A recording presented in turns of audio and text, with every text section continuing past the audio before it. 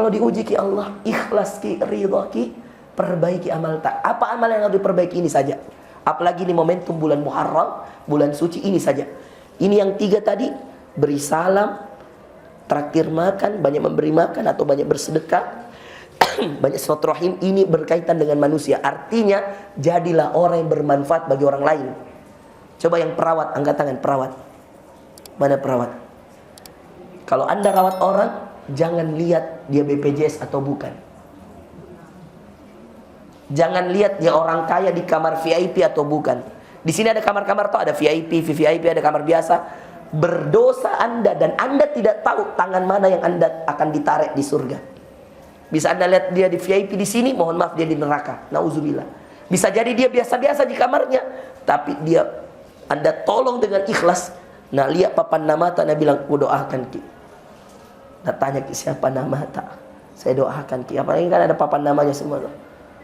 Ikhlas ki. Siapa yang dokter? Ada yang dokter? Dokter.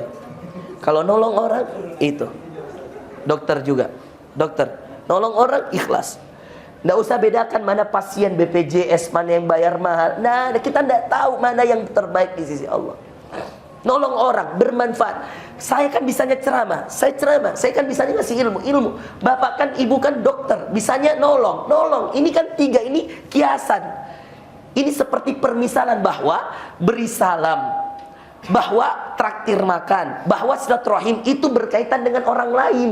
Maka kalau Anda bermanfaat dengan orang lain, jangankan orang, anjing diberi air, diampuni semua dosa. Padahal ini wanita penzina. Anda bukan wanita penzina, Anda bukan laki-laki penzina. Masa sih Allah tidak ampuni dosa dengan menolong banyaknya pasien di Primaya? Yang rugi, Anda puluhan tahun mengabdi di Primaya, surga Anda nggak dapat, rugi.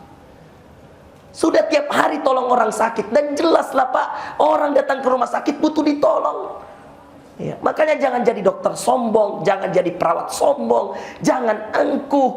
Layanilah mereka sebagaimana Anda melayani tamu Allah, sebagaimana Anda melayani orang yang membutuhkan Allah. Orang datang sakit itu mereka ingin kembali. Makanya sudah cocok Primaya bikin masjid, supaya itu yang jaga-jaga orang sakit bisa sholat. Kalau ada yang tanya, Ki, penjaganya itu orang sakit, dia bilang begini, "Dok tolong nih bagaimana?" Dia bilang, "Ki begini Pak, saya tidak bisa tolong, yang tolong Allah Pak. Saya cuma berusaha, yang sembuhkan Allah Pak." Mau saya kasih saran? Biasanya Pak, orang yang dalam keadaan butuh seperti ini, apapun kita kasih tahu pasti dia lakukan. Seperti saya lah, ini kontraktor yang banyak masalahnya. Saya suruh tahajud, laporan tiap malam, dia kerjakan. Nah, WA Kak Ustadz sudah tahajud ya. Dan ya, Ustadz sudah tahajud. Saya ketemu di Jakarta. Rutinkan 40 hari sholat berjamaah di masjid, jangan tertinggal takbiratul ihramnya imam. Baik, nah foto dirinya, Ustadz. Boleh Anda ketawa, tapi ini kejadian. Percaya nggak? Anda punya masalah datang ke saya suruh tahajud, Anda mau atau tidak? Pasti mau. Orang Anda tahu bahwa saya Ustadz. Ya kecuali kalau Anda datang ke tukang parkir, nggak mungkin lah kemudian Anda dikasih tahu bilang suruh begini baru Anda karena kan masing-masing datang. Saya kalau datang ke dokter, saya sakit. Iya. Saya datang ke taruhlah dokter Ihsan, ke ortopedi. Kalau saya bermasalah tulang atau anak saya atau siapapun kemenakan, saya telepon dokter Ihsan, "Dok, gimana saran tak?" Tek gitu Ustaz. "Oke dok, siap." Pasti saya kerjakan. Kenapa saya kerjakan? Karena dia punya ilmunya. Saya percaya sama dia. Betul atau tidak, Bu? Nah sekarang, kalau Anda kemudian mau memberi saran bagi penjaga-penjaganya ini semua orang sakit, carilah pahala dengan cara cerdas. Bu dokter, Pak dokter, bilang sama dia, "Pak, mau nggak saya kasih saran?" Boleh dok. Apa kira-kira? "Saya kan cuma berusaha. Ini operasi apa segalanya, obat dan seterusnya, saya bisa kerjakan. Tapi mau nggak lebih cepat?" "Mau dok." "Apa kira-kira?" "Bapak sudah sholat zuhur belum? Jaga sholat 5 waktunya Pak. Yang kedua, coba bangun tahajud nanti malam. Itu ada masjid di belakang." Percaya saya, kalau ibunya lagi sakit, istrinya lagi sakit, anaknya lagi sakit, suaminya.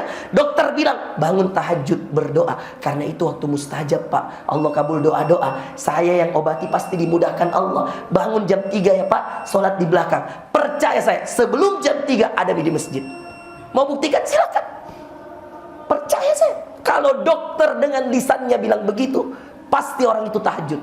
Apalagi kalau dokter bilang, bantu saya dengan doanya di sepertiga malam terakhir, insya Allah dimudahkan. Dan saya yakin itu karena ada hadisnya Nabi, bahwa orang yang berdoa di sepertiga malam terakhir, dijawab doanya oleh Allah.